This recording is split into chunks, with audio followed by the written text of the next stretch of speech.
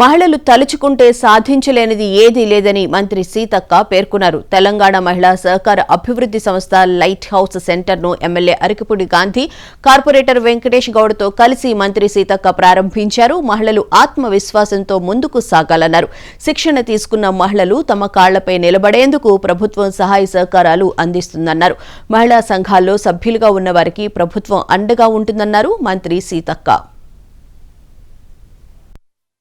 ఎవరికి ఎలాంటి వర్క్ నేర్చుకుంటే వాళ్లకు నచ్చుతుందో అది అట్లాంటి కోర్సెస్ ఇక్కడ పెట్టడం జరిగింది. మీకు నచ్చిన కోర్సులో మీరు జాయిన్ అయ్యి నేర్చుకొని తొందరగా మళ్ళా మహిళా సంఘం ద్వారా కాకపోతే మీకు డబ్బులు లేకుండా మహిళా సంఘం ద్వారా లోన్ తీసుకొని వడ్డీ ఏం కట్టుడు ఉండదు. తిరిగి ఎంత తీసుకున్నాం అంత కట్టించు, వడ్డీ మేము కడతాం, గవర్నమెంట్ కడుతుంది. సో మళ్ళీ మీరు దాన్ని షాప్ మీ గల్లీలలో, మీ వాడలలో, మీ ఊర్లలో ఓపెన్ చేసుకొని మీరు రన్ చేసుకునేందుకు ఈ యొక్క ప్రోత్సాహం ఇవ్వడం జరుగుతుంది.